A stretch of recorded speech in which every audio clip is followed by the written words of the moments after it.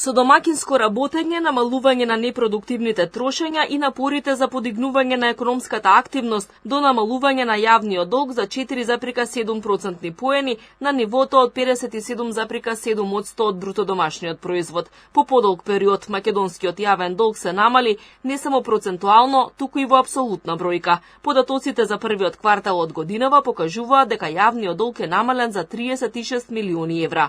Министерката за финансии Гордана Димитриевска-Кочовска во изјава за Алфа вели дека предизвиците од претходниот период биле големи, па морало да се консолидираат финансиите и внимателно да се трошат народните пари. Овие податоци според неа се диаметрално спротивни од оние во времето на претходната влада, кога во истиот период лани јавниот долг бил зголемен за дури 292 милиони евра. Вие може да слушате многу често дека одредени работи се штедат, се внимава, па како министерката за финансии во дадени ситуации малци и построга, ние немаме друг избор освен да работиме домакински. Премногу се задолживме во изминатите години. Сега граѓаните можат да споредуваат дали работиме домакински со намален долг од 36 милиони евра во апсолутен износ или некој пред нас работел домакински кога долгот го зголемил за 292 милиони евра за ист период, односно почеток на година. И минатата и ова.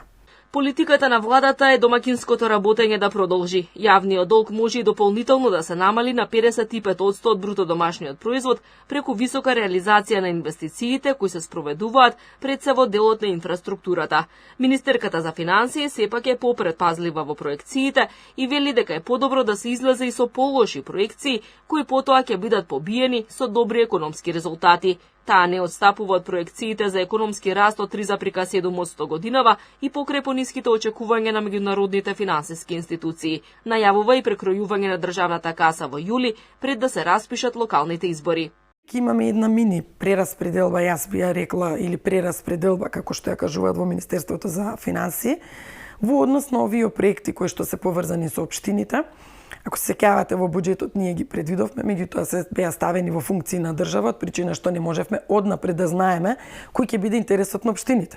Дали ќе сакаат повеќе проекти кои што се поврзани со Министерство за транспорт или пак не знам со Министерство за земјоделие, култура, спорт, и заради тоа ги ставивме таму. Сега веќе имаме отприлика слика точно каде колку треба да се пренасочат средства и затоа ќе имаме една мини прераспределба, би рекла, а она што значи ребаланс на буџетот ќе биде некаде во месец јули пред да ги распишеме изборите.